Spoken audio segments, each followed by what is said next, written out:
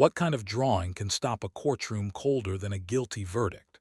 Before you answer, drop a comment telling us the last moment that truly left you speechless. Because what happened inside Providence Municipal Court that rainy Tuesday morning would make grown adults forget how to breathe. This is a dramatized original story inspired by the compassion that made Judge Frank Caprio famous. And by the end of it, you're going to see justice, mercy, and one child's truth collide in a way nobody in that room ever forgot. At exactly 9:17 a.m. on March 14, 2022, the hallway outside Courtroom B at 325 Washington Street in Providence smelled like wet wool coats, old paper, and burnt coffee from the vending machine near the elevators. People shifted in plastic chairs, clutched envelopes, and kept glancing at the courtroom doors the way people do when they're hoping their problem somehow disappears before their name is called. Hit that subscribe button if you believe the smallest voice in the room can sometimes carry the biggest truth, because this story proves that better than anything we've seen in a long time. The room itself looked ordinary if you didn't know how much human drama passed through it every week. Polished wooden benches, the city seal on the wall, a clerk's station stacked with folders so thick the edges looked furred, a microphone at the defendant's podium that always squealed for half a second before anyone spoke. The camera in the back corner had its little red light on, the kind of light that quietly warns you this moment may outlive you.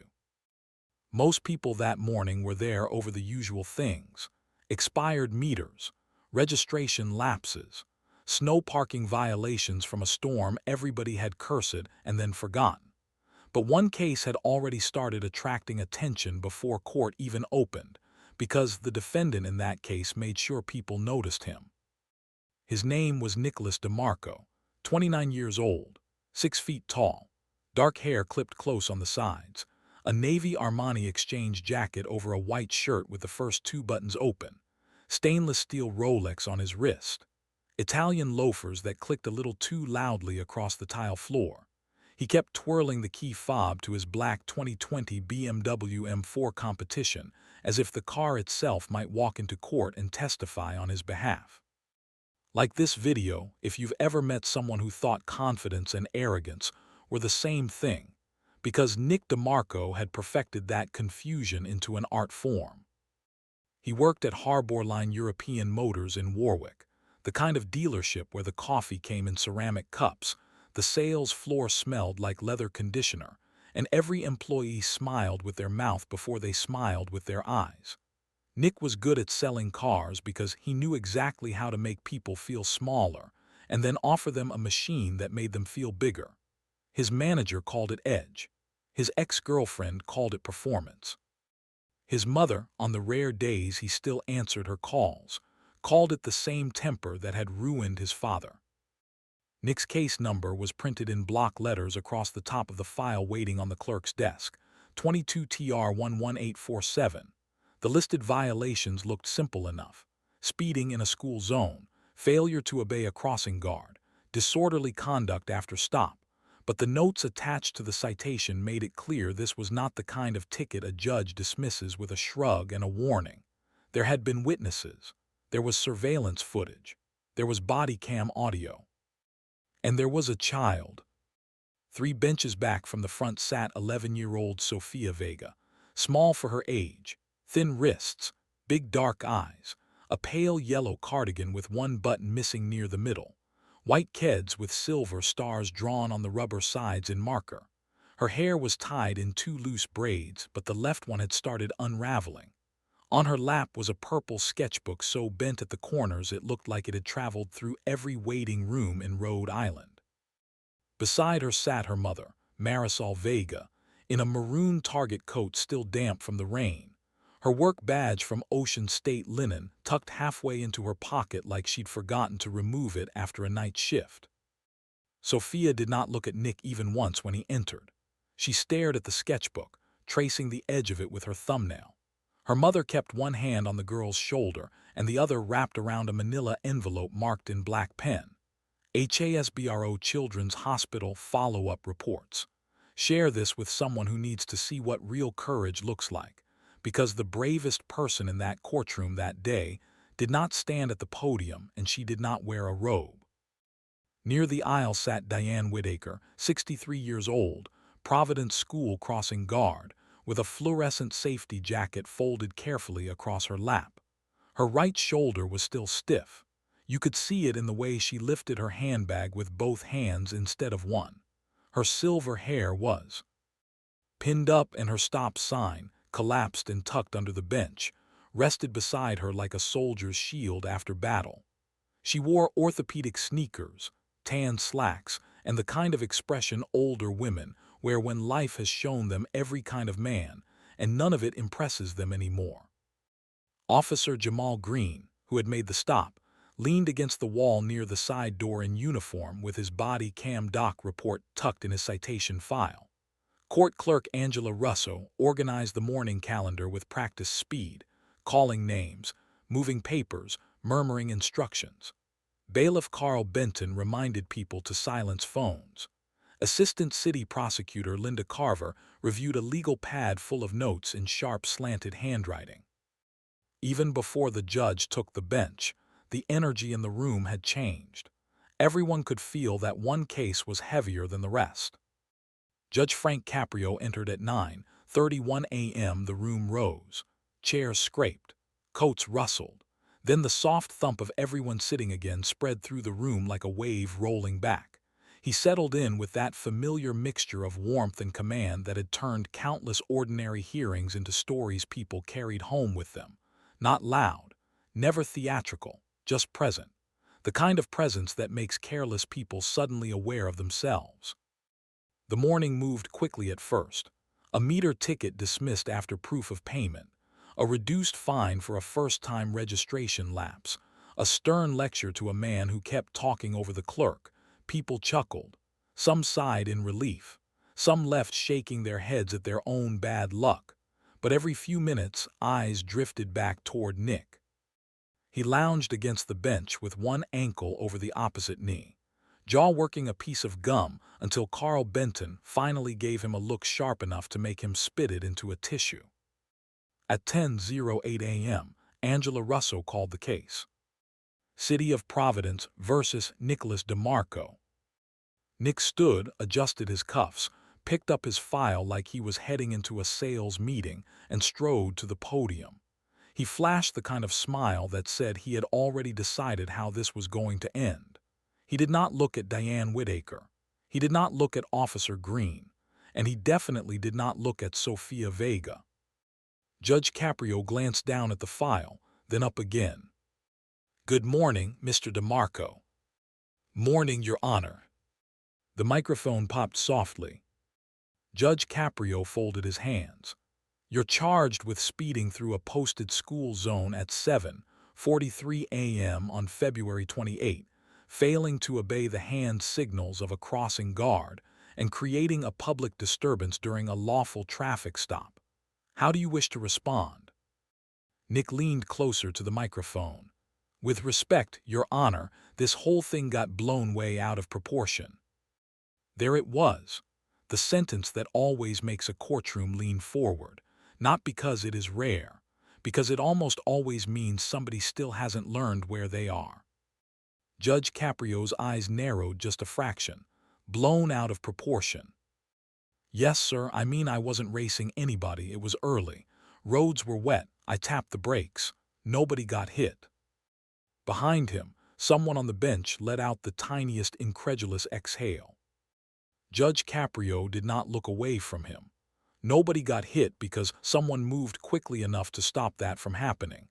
That is not the same thing as nothing happened. Nick's smile held for half a second too long. "I understand that, Your Honor. I'm just saying sometimes people hear a loud car and suddenly everybody acts like the end of the world happened." Diane Whittaker's mouth tightened. Marisol lowered her eyes. Sofia's thumb stopped moving on the sketchbook cover. If you already feel your blood pressure rising, hit that like button, because the next 2 minutes are exactly why so many people underestimate the damage arrogance can do before consequences finally catch up. Linda Carver rose from the prosecutor's table. Your Honor, the city would request the court review school surveillance and body cam footage before any ruling. We also have witness statements, a medical note regarding injuries sustained by the crossing guard, and a letter submitted by the child's therapist. Nick turned his head for the first time, not toward the judge, toward the prosecutor. His expression shifted from smooth to annoyed. A therapist, he said under his breath, but the microphone caught it. Judge Caprio heard it, so did everyone else. Yes, he said quietly, a therapist. The room stilled. He lifted one page from the file, looked at it, then set it down with careful precision. Mr. DeMarco, he said, before we watch anything, I want to ask you a simple question. When you approached that crosswalk at 7:43 that morning, what were you late for that felt important enough to ignore a crossing guard? Nick shrugged. Work. What kind of work? I sell cars. Judge Caprio nodded once. Cars, all right. He turned slightly toward the clerk. Let S have the footage R. Eddie. And that was the moment the room changed, because as Angela Russo reached for the monitor controls, Judge Caprio's eyes drifted briefly to the third bench and landed on the purple sketchbook clutched in Sofia Vega's lap. Tucked inside it was an envelope with careful block letters written in blue marker. For Judge Caprio. He looked at it for only a second. But somehow, everybody else looked there too. And suddenly, it was clear that this was no longer just about a traffic citation. The courtroom lights seemed a little brighter, the silence a little thinner. Nick followed the direction of everyone's gaze, saw the girl, saw the envelope, and for the first time that morning, the confidence in his face flickered, not because he understood yet, because he realized there was more in that room than he had bothered to account for. The monitor clicked on. And before the first frame even appeared, Judge Caprio said, let's make sure we understand exactly what happened. What happened next would strip away every excuse Nick DeMarco had walked in carrying. And that was only the beginning. The February morning on the footage looked colder than it had felt in memory. Gray sky, patchy slush near the curb, a line of compact cars creeping toward the intersection at Alton Street and Dexter Training Ground near the elementary school. The time stamp in the corner reads 07:43:11. Children in puffy coats moved between adults like bright little signals of what drivers were supposed to protect. Sofia had been crossing from the north side of the street with Diane Whittaker guiding students through the striped crosswalk. In the video, Sofia's yellow coat stood out against the wet pavement like a scrap of sunlight. Even on screen, even grainy, even after the fact, you could tell she walked carefully. Not slowly because she was distracted, slowly because one of her legs did not move like the other. Marisol had explained that in a written statement submitted to court, Sofia had undergone 2 surgeries before turning 10, not because of this incident, because 18 months earlier, a city bus had jackknifed during freezing rain and sent a metal panel sliding into the sidewalk where Sofia had been standing with her grandmother. The accident left deep scarring along her left calf and hip. She could walk. She could run on good days, but in wet weather she favored one side. On bad mornings, she felt like her leg remembered the crash before her mind did. That morning had been one of the bad ones. Diane Whittaker had noticed it. A teacher named Evelyn Park had noticed it. Marisol, who had just worked an overnight shift and still insisted on walking her daughter to school before going home to sleep, noticed it too. 3 adults, 1 careful child, 1 posted school zone, 1 driver who decided his schedule outweighed all of them. The footage rolled. Diane stepped into the crosswalk with the extendable stop paddle raised. Cars in the near lane halted. A silver Honda CR-V in the far lane slowed. Then from the bottom right corner of the frame, black and fast and wrong, Nick's BMW entered the shot. You couldn't hear the engine on the silent school camera, but you could see the language of speed in the way the car sliced through the slush. Too quick for the conditions. Too late on the brake. The nose dipped. The rear fishtailed just enough to make every person in the courtroom inhale at once. On the screen, Diane grabbed Sofia by the backpack strap and yanked hard enough to pull the girl sideways toward the curb. Sofia lost her footing. Her left knee hit the base of the crossing sign. Marisol lunged. A lunchbox flew. Papers scattered. The BMW stopped with its front bumper halfway across the painted lines. Nobody in the room moved. Then the body cam clip replaced the surveillance angle. Officer Jamal Green's voice came through the speakers, calm but clipped. "Sir, engine off now." In the footage, Nick stepped out in a camel wool overcoat over the same white shirt. Rain dotted his hair. He looked younger on the video, but not softer. "Are you serious?" Video Nick snapped. "I stopped, did I?" Officer Green repeated the command. Nick threw his hands out. "This is ridiculous. The kid wasn't even under the car." The courtroom made a sound that was not exactly a gasp and not exactly outrage. It was something uglier. A collective recognition that a line had been crossed long before the hood of that BMW reached the crosswalk. Judge Caprio paused the video. "Did you say that?" he asked. Nick swallowed. "I was upset." "That is not an answer." "Yes," Nick said, "I said it." No one spoke. Sofia still had not looked up from the sketchbook. Judge Caprio let the silence sit. He knew how to use silence better than most people know how to use words. When he finally spoke, it was low enough that everybody leaned forward to hear. "Mr. DeMarco, one of the dangers in this world is that sometimes a person survives an event, and the person who caused it decides that means no real harm was done." Nick opened his mouth, but Linda Carver was already on her feet. "Your Honor, if I may, the city would also like the record to reflect that Ms. Whitaker sustained a rotator cuff strain to her right shoulder while pulling the child out of the vehicle's path. The child, Sofia Vega, reopened scar tissue on her left knee and required treatment at pediatric urgent care later that afternoon." That landed harder than the first clip. You could see it reach Nick now, not because he had found empathy all at once, because consequences were becoming harder to minimize. He shifted his stance, loosened his grip on the podium, glanced down, then back up. "It wasn't like I meant to hurt anybody," he said. Officer Green's jaw tightened at the wall. Marisol finally raised her head. And when she did, the exhaustion on her face made her look older than 36. 2 jobs, night shift linens, weekend hotel housekeeping, school pickup, hospital appointments, insurance appeals, physical therapy schedules, medication reminders. The math of survival written into the muscles around her eyes. Judge Caprio turned to her. "Ms. Vega, you are present." She stood halfway, one hand still on Sofia's shoulder. "Yes, Your Honor." "You'll have a chance to speak." She nodded and sat. Nick looked at her then. Really looked. Not as background, not as part of some overreaction. As a tired mother with hospital papers in her lap and a child beside her who hadn't said one word since court began.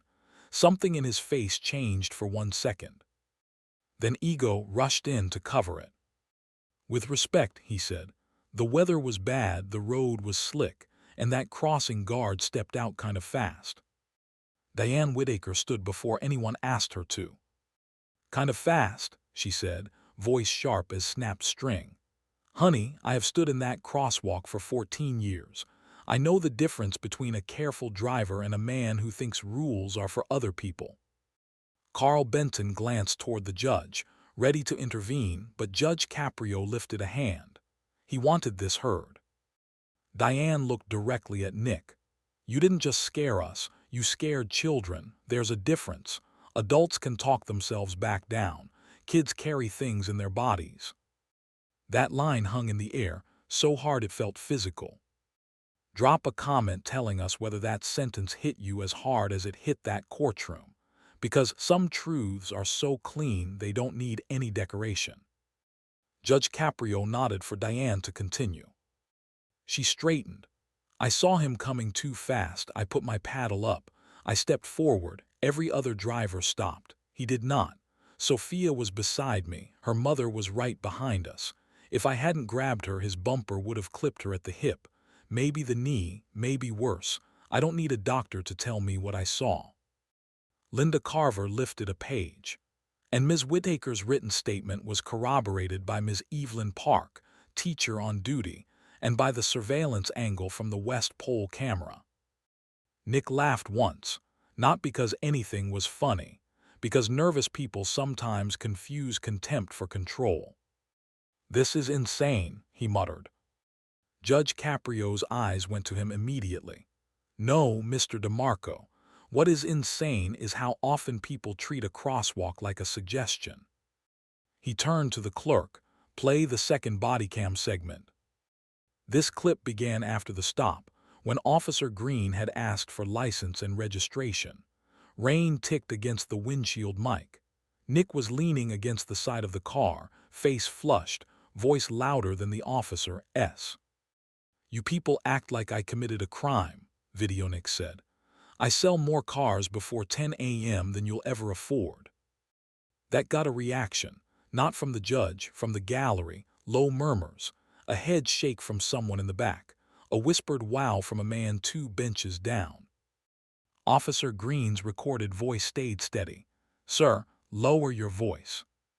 Then came the line that changed the temperature of the whole room. "If that crossing guard wanted to keep the kids safe," Video Nick snapped, "she should have held her tighter." Angela Russo paused the clip exactly 2 seconds after the sentence ended. No one moved. No one coughed. No one shifted a shoe. The silence was so complete, you could hear the fluorescent lights humming overhead. Nick's face had drained of color. This was the first real crack, not because the room was angry, because even he could hear how monstrous he sounded stripped of attitude and played back in his own voice.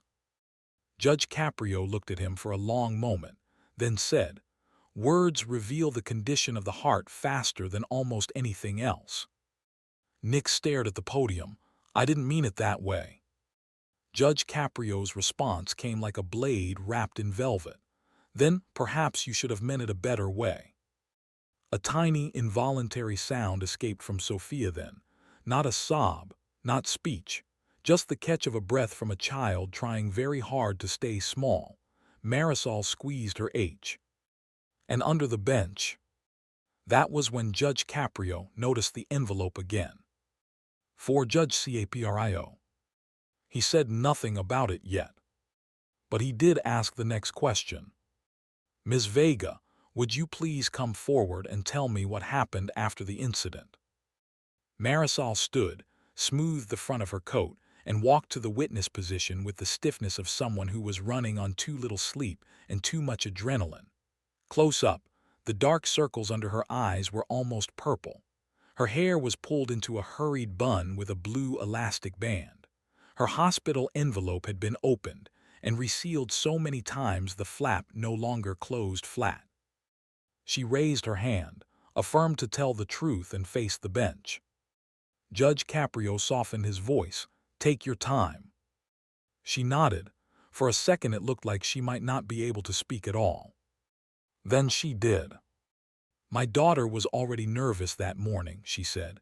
"Rain makes her leg hurt. She doesn't like people touching her left side since the bus accident. Ms. Whittaker knows that, so she always tries to walk a little slower with her. We were in the crosswalk. I heard the engine before I saw the car. It sounded angry." That word hit harder than a speed estimate. "It came fast," Marisol said. "Too fast." Ms. Whittaker grabbed Sofia. Sofia fell. She hit the metal base near the sign. Her old scar split a little, not all the way but enough to bleed through her tights. She didn't scream. That's how I knew she was really scared. She just froze. Nick closed his eyes.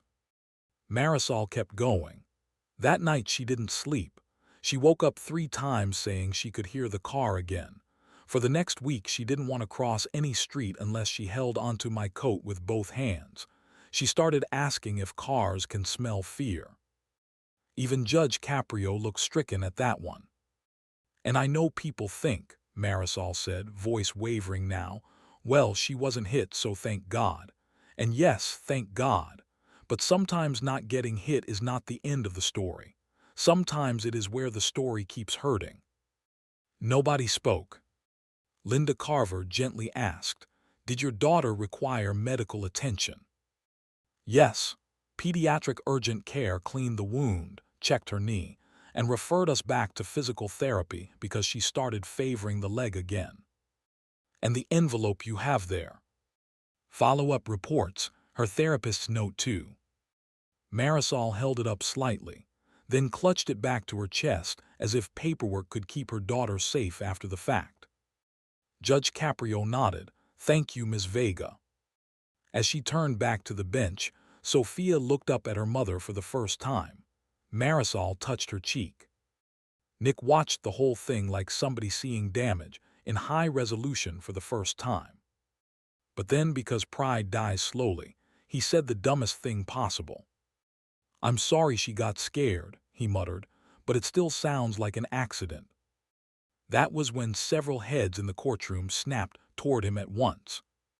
And that was when Judge Caprio, very calmly, leaned forward and said, "Mr. DeMarco, do not confuse the word accident with the word choice." The room went dead still again. If you've ever needed one sentence to sum up the difference between excuse and accountability, hit like right now, because that line alone could live on the internet for years.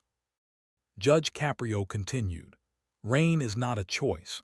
A school zone is not a surprise. A crossing guard's raised sign is not a mystery. The speed of your vehicle was a choice. Your failure to stop was a choice. What you said afterward was a choice." Nick said nothing. "And now," the judge said, "we are going to look at all of them." He signaled for the paperwork. Linda Carver submitted the therapist note, the urgent care summary, and Diane's injury report. Officer Green provided his speed estimate and post-stop observations. Angela Russo organized the pages in neat stacks while the court reporter marked entries into the record. The room had the strange rhythm of bureaucracy wrapped around raw emotion. Stamp, slide, note, breathe. Then Angela glanced at the bench and said, "Your Honor, there is also an envelope from the child addressed to the court." The entire gallery looked at Sofia. Her hands tightened on the sketchbook. Marisol bent down and whispered something in Spanish too soft for anyone else to hear.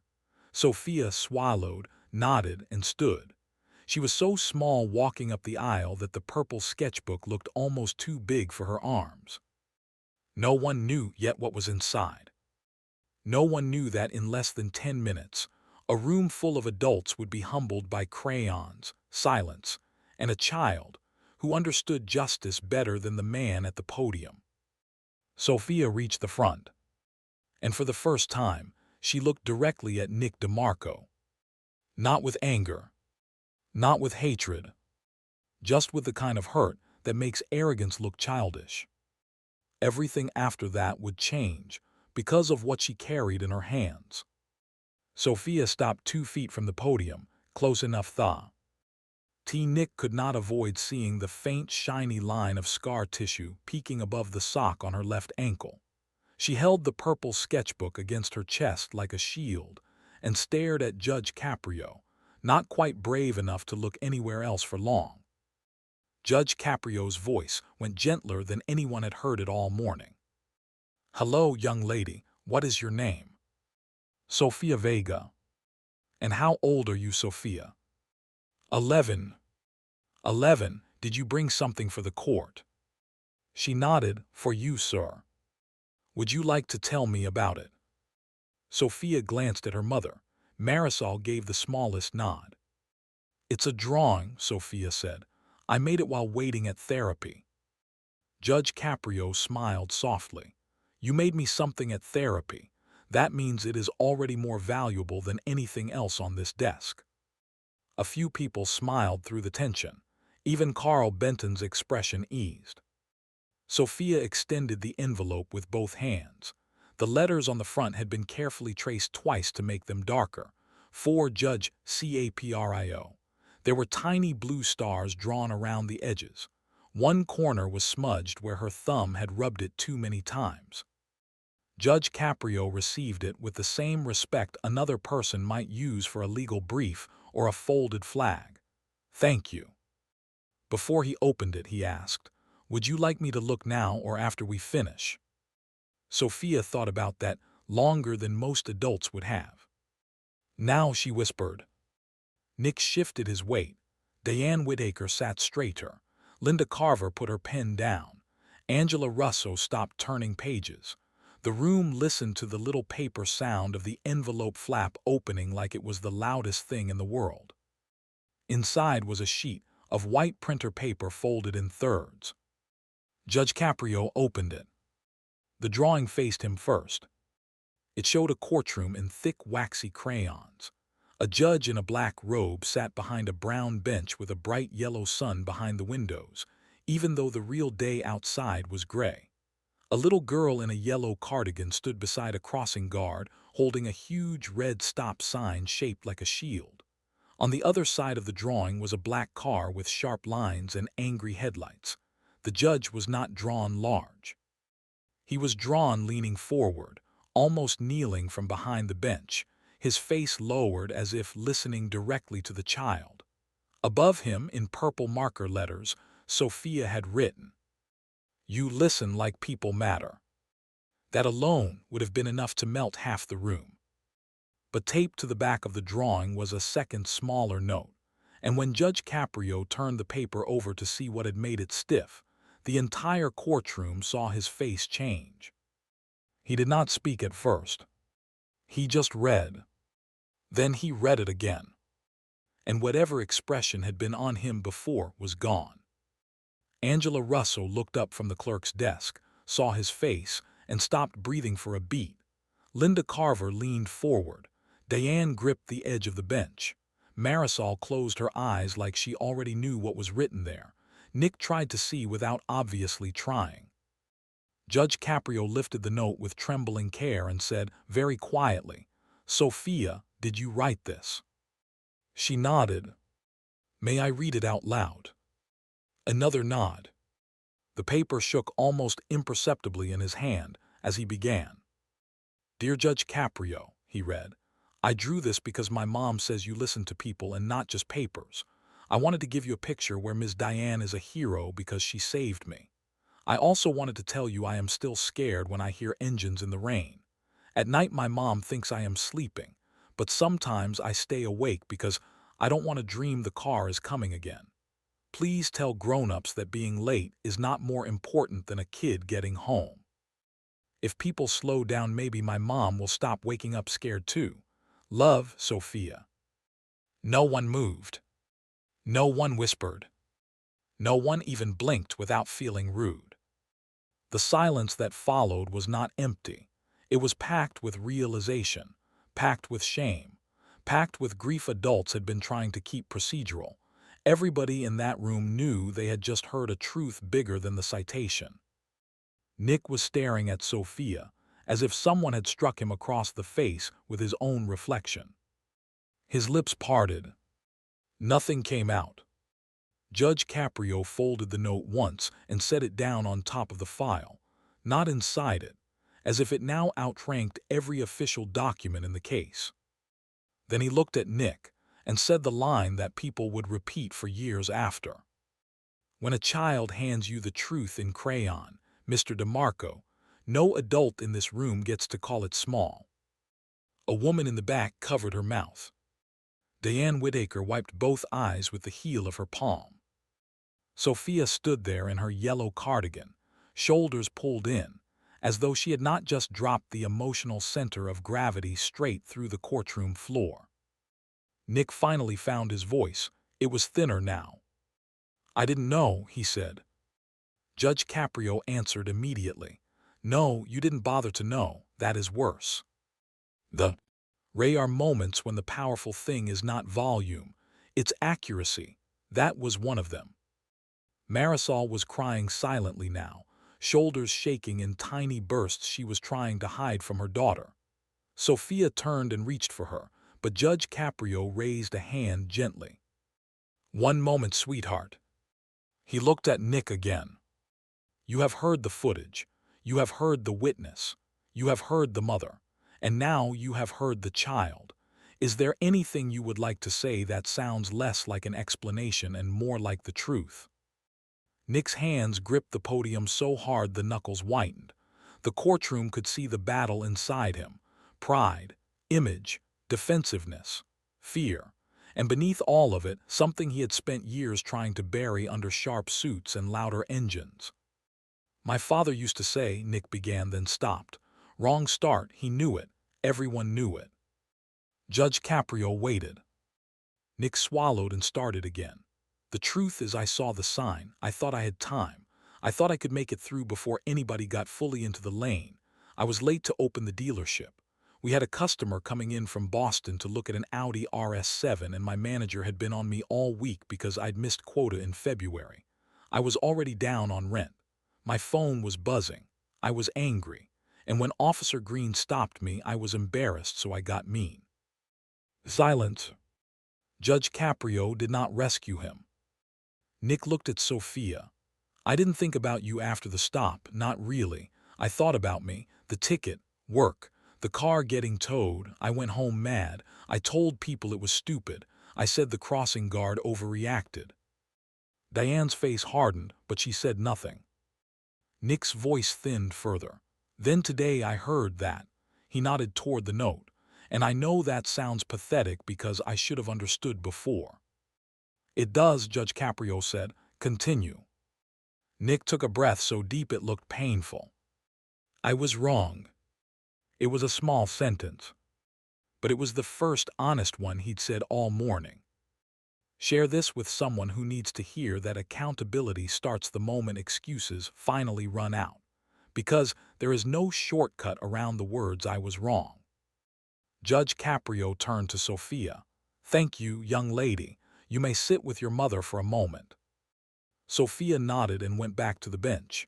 As she passed Diane, the crossing guard squeezed her hand. No words, just pressure. Enough. The judge then addressed Linda Carver. "Counselor, any additional information?" "Yes, Your Honor. The city would like to note this is not Mr. DeMarco's first moving violation. He has 2 prior citations in the last 18 months, both reduced administratively. One for failure to stop at a yellow to red signal. One for excessive acceleration near a pedestrian corridor." That changed everything again. Nick's eyes snapped up. Those were not school zones. Linda didn't look at him.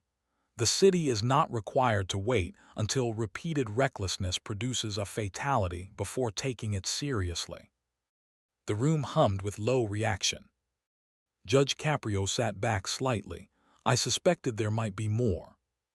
Nick's lawyer was absent because he had chosen to represent himself on what he thought was just a ticket. You could see him regretting that calculation in real time. Judge Caprio tapped the file once. "Mr. DeMarco, I have spent decades watching people stand exactly where you are standing. One thing I have learned is this: most lives are not destroyed by one giant decision. They are bent out of shape by 100 little justifications." Nick stared at the bench.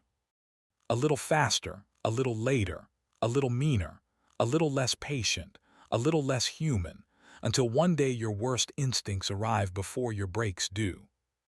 That was another quote that landed like a gavel. No one wrote it down fast enough. Linda Carver requested the maximum school zone fine, mandatory driver retraining, and a referral to the DMV for license review. The request was appropriate, clean, predictable, procedurally sound. But this was not a predictable room anymore. Judge Caprio said, "Before I determine disposition, I want to hear from one more person." He turned toward Diane Whittaker. "Ms. Whittaker, would you step forward?" Diane rose, brought her folded fluorescent jacket with her, then set it over the witness rail like a flag. "Close up, You could see the bruise yellow traces still fading near the collarbone above her blouse. She kept her chin high. "Tell me about that morning," the judge said, "not as a crossing guard, as a person." Diane inhaled carefully. "As a person, I was angry." "At whom?" "At him." She glanced at Nick. "Then at myself for still shaking after. Then at the whole city because people keep acting surprised that cars can hurt children." Judge Caprio nodded for her to continue. "My grandson is 9, she said. "So when I pulled Sofia, I didn't just see a student. I saw every little body adults are supposed to protect without debate. That shoulder scent. Ill hurts when I reach overhead. But pain wasn't the worst part. Worst part was seeing Sofia try to be brave for her mother while her tights were bleeding through. She kept saying, 'I'm okay, I'm okay.'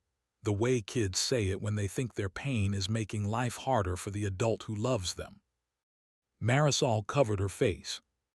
Diane's voice trembled, then steadied. "I've been hit with insults before. People curse. They rev their engines. They act like my stop sign is a personal attack on freedom. But his words after, those were the part I couldn't shake. Because once a person can make a child's fear sound inconvenient, that tells you the problem isn't the speedometer. It's the soul." Nick shut his eyes again. A murmur rippled through the gallery. Everyone in the room knew that line would travel. It was too exact not to. Judge Caprio waited for the room to settle. "Thank you, Ms. Whittaker." She nodded, but instead of sitting right away, she turned toward Nick. "Young man, I do not need you to cry for me. I need you to understand what your choices weigh." Then she returned to her seat. Nick watched her go like he had never before considered that older women might remember every reckless boy they ever had to correct. The judge looked at Officer Green next. "Officer," briefly. Green stepped forward. "Yes, Your Honor." "What was your impression at the scene?" Green spoke like a man used to separating facts from frustration. "My impression was that Mr. DeMarco understood immediately he had been driving too fast, but he was more concerned with challenging authority than checking on those he endangered. He did not ask about the child's condition. He did not ask whether Ms. Whittaker was injured. He asked if the stop would make him late for work." Nick lowered his head. Green continued, "I've made stops where drivers are scared because they realize how close they came to hurting somebody. That was not this. This was ego first." Judge Caprio nodded. "Thank you." Green stepped back.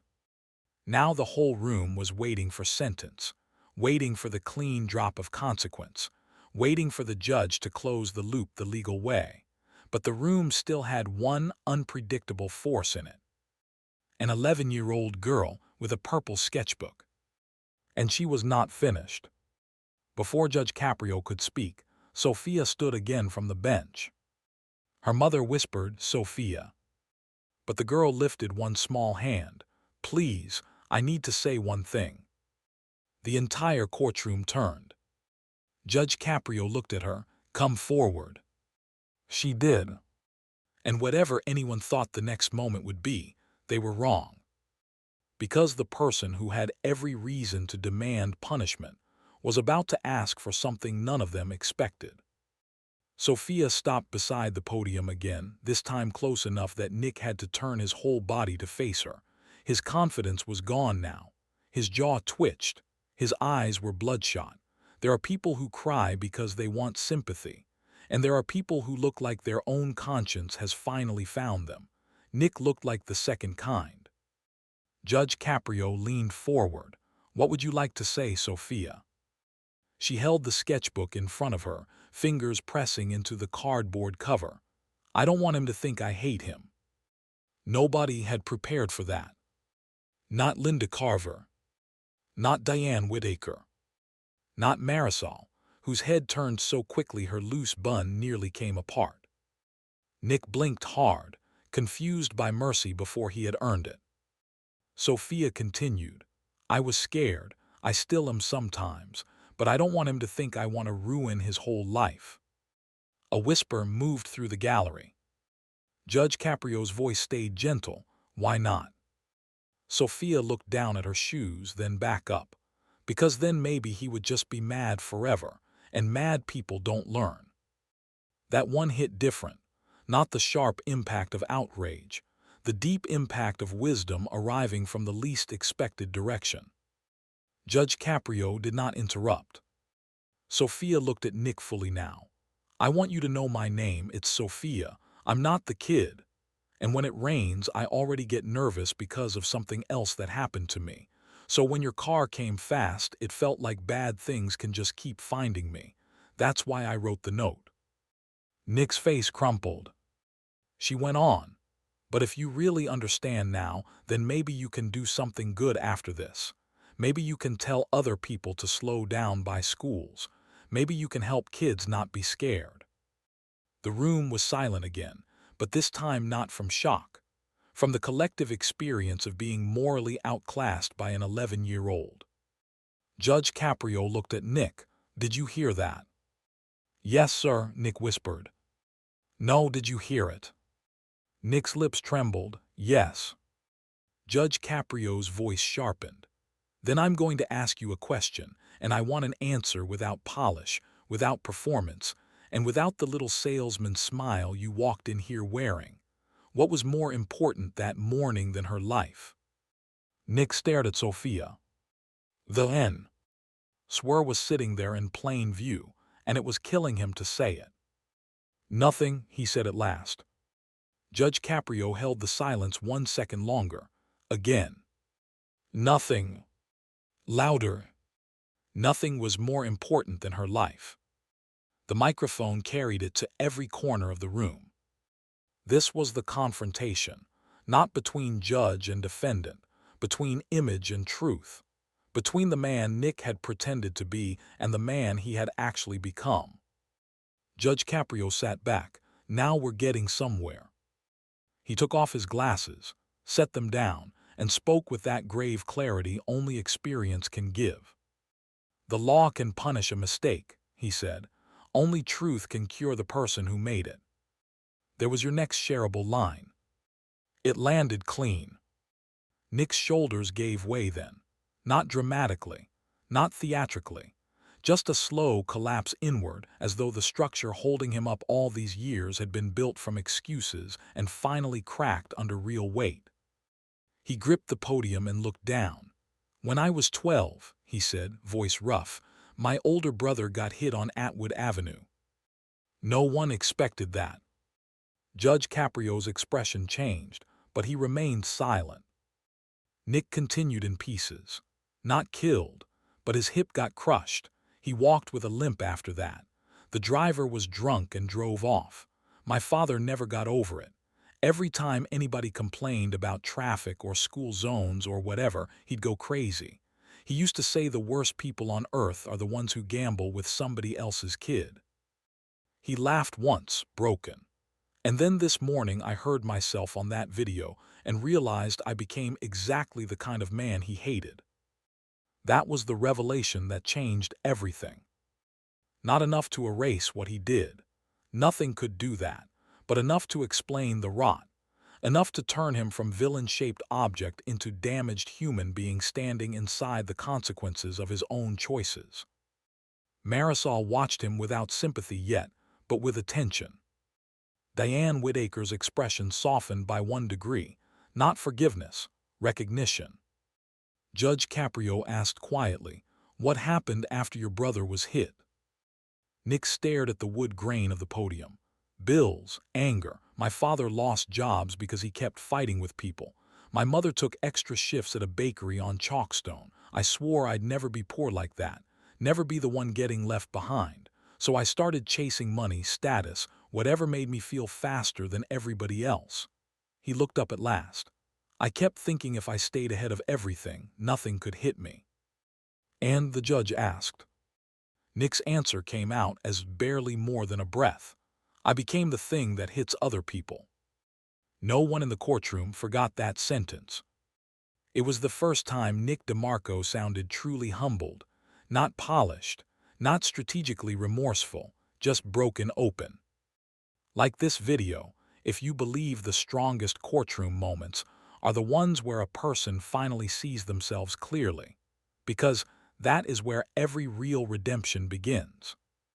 Judge Caprio looked down at Sofia's note again, then at the file, then at Nick. Mercy, he said, is not the absence of consequences. Mercy is consequences with a door left open. That was quote number 5, and the room knew it. He began outlining the legal framework in practical terms. For a school zone speeding violation with aggravating factors, I can impose substantial fines. For failure to obey a crossing guard and disorderly conduct, there are additional penalties.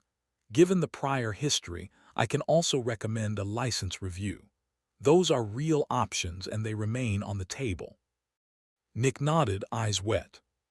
But before I decide, Judge Caprio said, I want to know whether the people harmed by your actions have anything further they wish to say regarding what accountability should look like.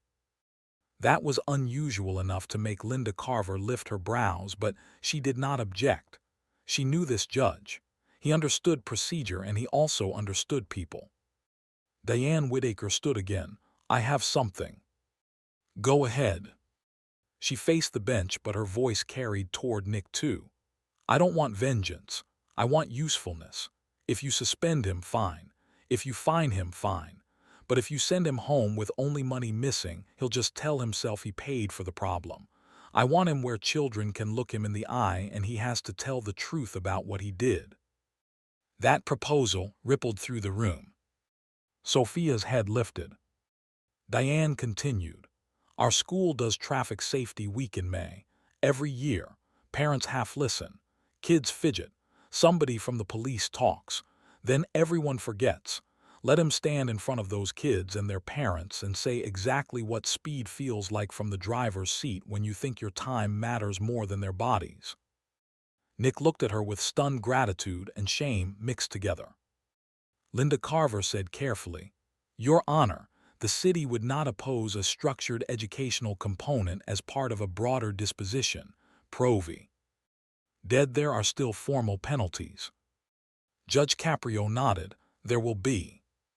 Then came the, but wait, there's more twist no one saw coming. Angela Russo leaned toward the bench and whispered something. Judge Caprio looked at a lay-tatted page she handed him. His expression sharpened. Mr. DeMarco, he said, according to a note just provided from Harborline European Motors, your manager, Mr. Stephen Pappas, is present in the gallery. Nick whipped around. A man in his 40s wearing a charcoal Hugo Boss coat and dealership lanyard stood reluctantly from the back bench. Everybody had been so focused on the front of the room that hardly anyone noticed him come in. Judge Caprio addressed him. Sir, you are Mr. Pappas. Yes, Your Honor. Would you care to explain why you are here? Pappas cleared his throat. I came because Mr. DeMarco called in sick this morning, and then another employee told me his hearing was about a school zone incident. I wanted to understand the situation for employment purposes. Nick looked like the floor had vanished. Judge Caprio nodded once. Do you require any statement from the court? No, Your Honor, I've heard enough. That one sentence hit Nick harder than any fine possibly could. You could see it in the way his breathing changed. The job he'd raced to protect. The image he'd valued over caution. The manager he'd feared disappointing. All of it was now a witness to his collapse. Judge Caprio did not exploit it. He simply said, You may be seated. Pappas said. Nick wiped at one eye and failed to hide it. Sofia watched him with something like sadness now. Judge Caprio then turned back to her. You ask that he not be ruined. That is a generous request, but generosity does not mean there are no consequences. Do you understand that? Yes, sir. Good, because justice without consequence is sentiment, and consequence without conscience is merely punishment. Another line the room would remember. He took a moment to review the paperwork. The clock on the wall ticked loud enough to hear. Rain tapped the high windows. Somewhere down the hall a copier started and stopped. Inside Courtroom B, every person was waiting to see whether law and compassion could be held in the same hand without one slipping free. Then Sofia raised her hand a little again. Judge Caprio almost smiled. Yes. Can I ask him one question? Marisol looked startled. Linda Carver looked alarmed. Carl Benton shifted his stance. Even Nick seemed unprepared. Judge Caprio considered for half a second. You may. Sofia turned to Nick. When you were little, she asked, after your brother got hurt, what did you wish the driver would say? Nick shut his eyes. That question went deeper than any legal argument could have. When he answered, his voice broke all the way open. I wished he would stop lying, he said, and say he was sorry like he meant it. Sofia nodded, okay. Then she waited. The room waited too. Nick understood. Everyone understood. The child had just handed him his last chance to tell the truth without hiding behind circumstance. He turned toward her fully, tears visible now. Sofia, he said, and saying her name seemed to matter to him. I am sorry I called you the kid. I am sorry I treated your fear like it was small. I am sorry I scared you, hurt your mother, disrespected Ms. Whittaker, and acted like my job mattered more than your safety. I was wrong before I got in the car, wrong while I was driving it, and wrong afterward. And if you never forgive me, I will still deserve that. Nobody moved. Then Sofia did the unexpected thing. She nodded once and said, I don't forgive you yet. A couple of people inhaled sharply. But, she added, I think maybe you started being honest. Judge Caprio looked down to hide the brief emotion in his face. That, more than anything, set the stage for what the sentence was about to become. The judge folded his hands again and prepared to decide. And what he decided would not only punish Nick DeMarco. It would bind him to the very people he had endangered in a way that money alone never could. Judge Caprio adjusted the papers into a neat stack and began in the measured tone that signals a ruling is coming. Mr. DeMarco, on the evidence before me, the school zone speeding violation is sustained. The failure to obey a crossing guard is sustained. The disorderly conduct finding is sustained based on the body cam footage and the testimony offered here today. Nick nodded without looking up.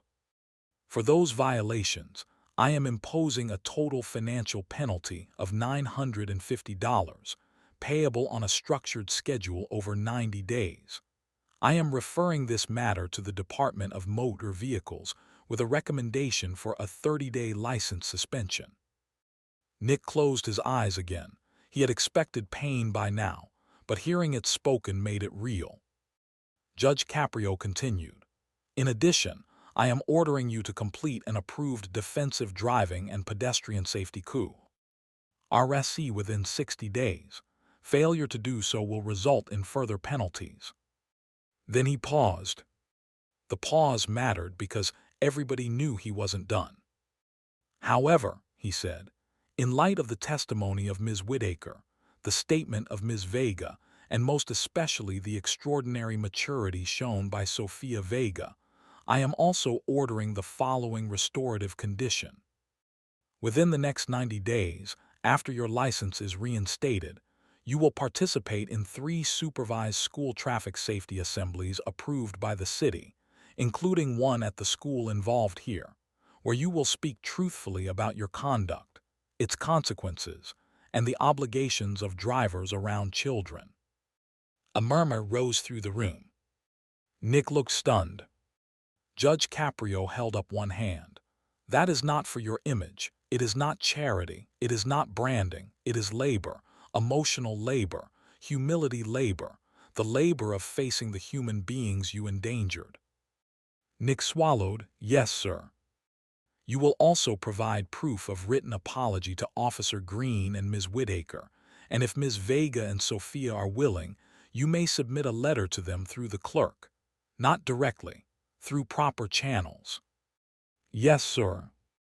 And one more thing, Judge Caprio's voice sharpened.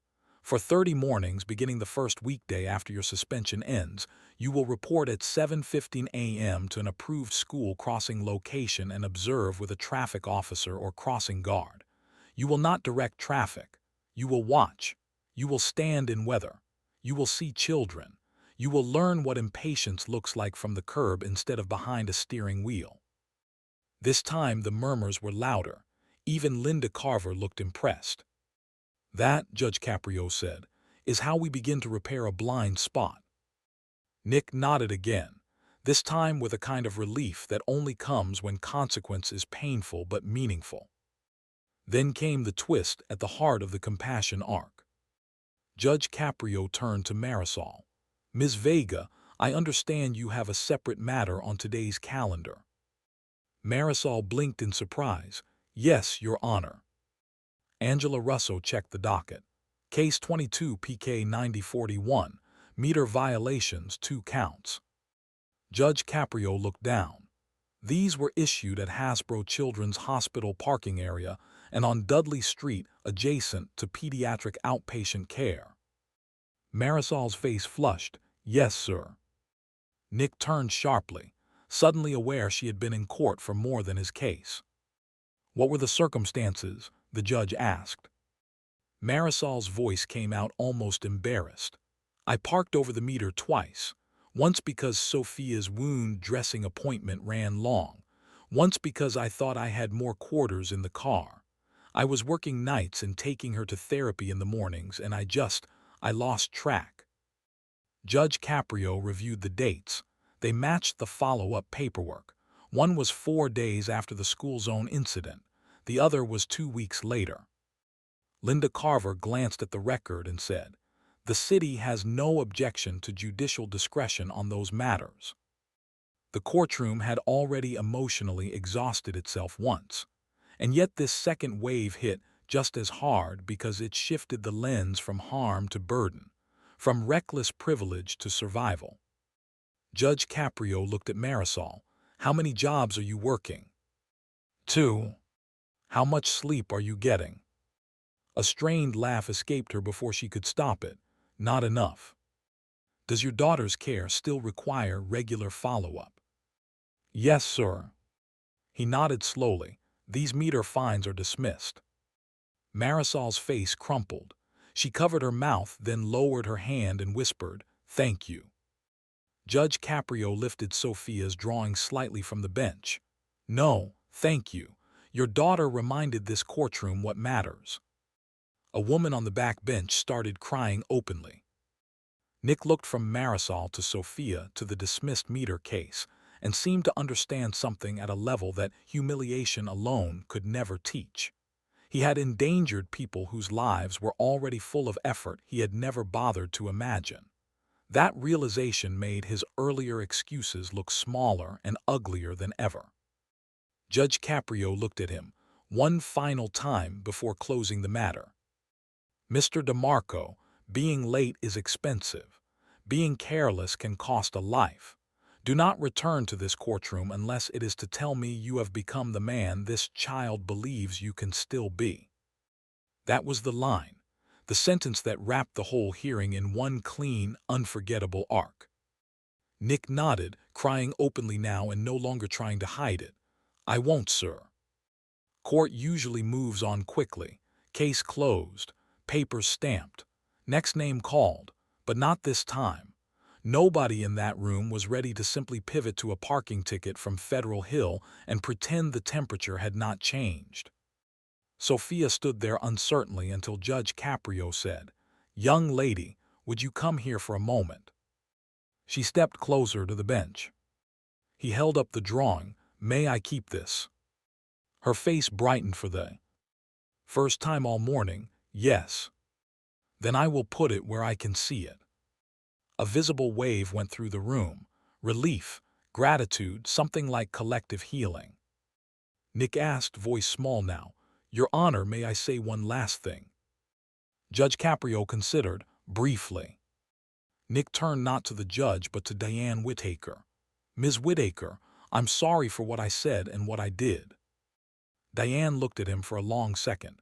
Good. Stay sorry long enough to become useful. It wasn't forgiveness. It was better. It was a task. Then he turned to Marisol. Ms. Vega, I know sorry doesn't fix fear, but I mean it. Marisol did not smile. Then live like you mean it. Finally, he looked at Sofia. Thank you for saying my name when you didn't have to. Sofia held the sketchbook tighter and replied with a line no one expected from a child, but everyone remembered afterward.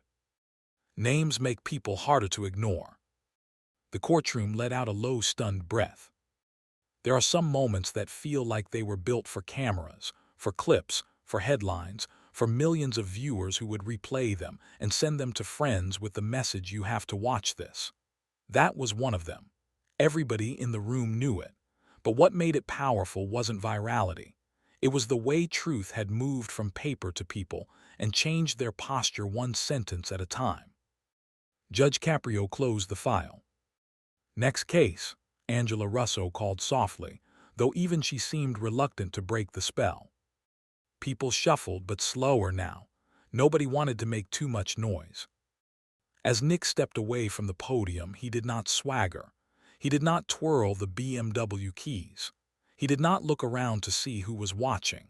He walked to the bench where his coat lay, picked it up without drama, then paused near Diane Whittaker.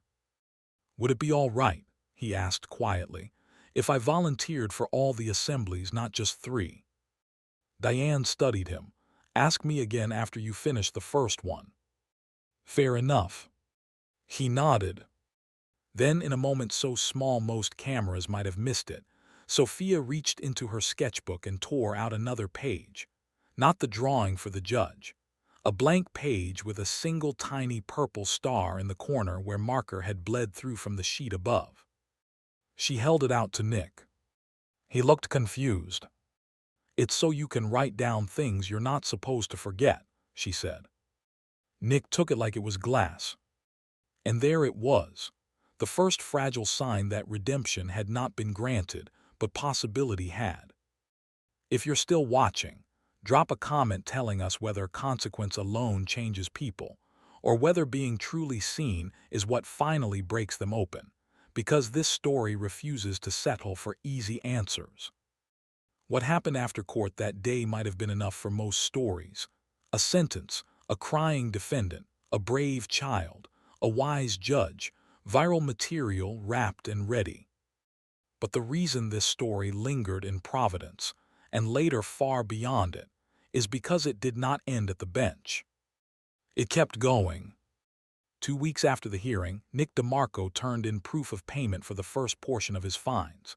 He also turned in enrollment confirmation for a defensive driving course in Cranston and a handwritten apology addressed through the clerk's office. Angela Russo read it first because that was procedure. Marisol received hers in a plain envelope. Diane received hers too. Sofia's came in thicker paper with no perfume, no flourish, no self-pity. Just a letter. In it, Nick wrote that he had sold the BMW back to the dealership at a loss and used part of the money to catch up on rent, pay the fines, and buy a used silver 2012 Toyota Camry from a wholesaler lot in Johnston. He wrote that driving something ordinary had already taught him one humiliating and useful lesson.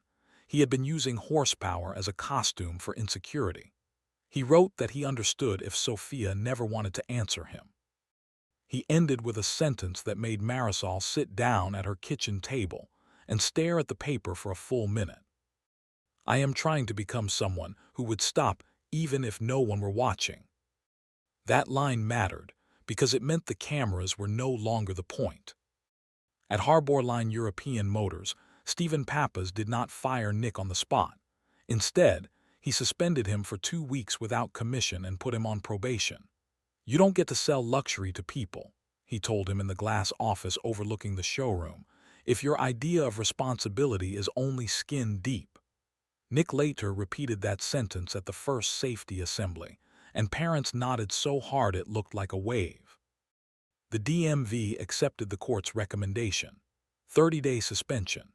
Nick took rides from coworkers, borrowed his mother's rusted Subaru Outback once when she felt merciful, and spent a lot of cold mornings standing beside crossing guards in fluorescent vests, while children with cartoon backpacks and untied shoelaces crossed streets under the protection of people he had once considered inconvenient.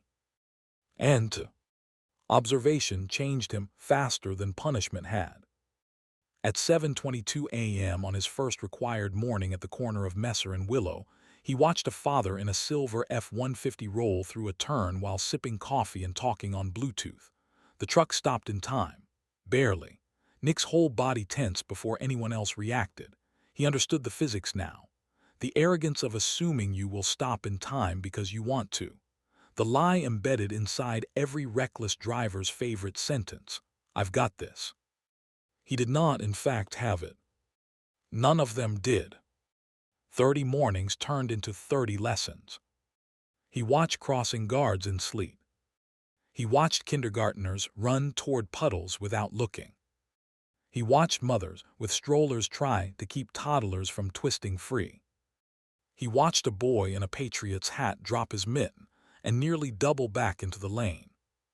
He watched how much trust children are forced to place in strangers operating 2-ton machines. And every morning, he thought of Sofia's note. Please tell grown-ups that being late is not more important than a kid getting home.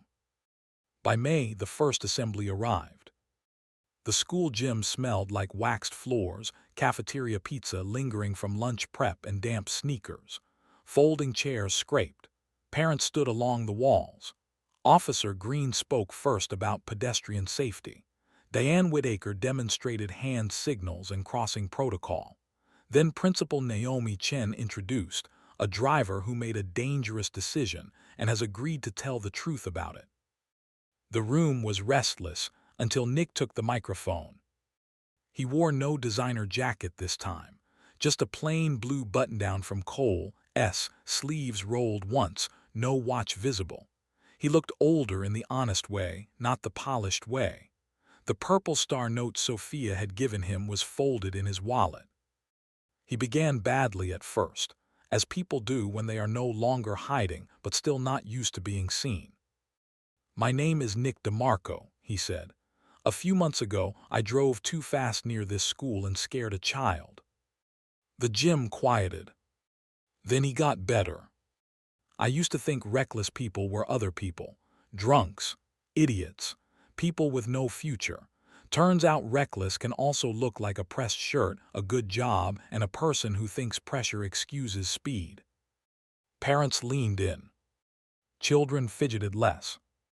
He told them about the rain, the buzzing phone, the raised crossing paddle, the lie he told himself that he had time, the ugliness of his words after the stop. He did not minimize anything, and because he didn't, people believed him. Then he said the sentence that made even the back row lift their heads. I learned that a child can survive your mistake and still carry it home in their body. That spread first in the gym, then online after a parent posted about the assembly, then farther. By summer, clips and retellings of the courtroom hearing and the school talk were circulating everywhere. People share stories that make them feel something true. Millions would watch versions of it. Millions would argue about it. Some would say Nick got off easy. Some would say Judge Caprio was too compassionate. Some would say Sofia had more wisdom at 11 than most adults collect in a lifetime. All of them, in their own way, proved the same point. The story had struck a nerve because everybody recognized at least one character inside it. The impatient driver, the overworked parent, the underpaid protector in the fluorescent jacket, the official who remembered the law is meant to serve human life, not just process it, and the child who saw through everyone. Around that same time, Sofia's nights began to change. Not immediately. Healing never works that way. The rain still made her tense. The sound of engines still bothered her if she was already tired. She still clutched Marisol's coat crossing certain streets, but the nightmares became less frequent. Her therapist, Dr. Lena Feldman, noted that giving shape to the event through drawing and then being heard in court had reduced Sofia's sense of helplessness. She no longer feels like the fear is trapped only inside her, one report said.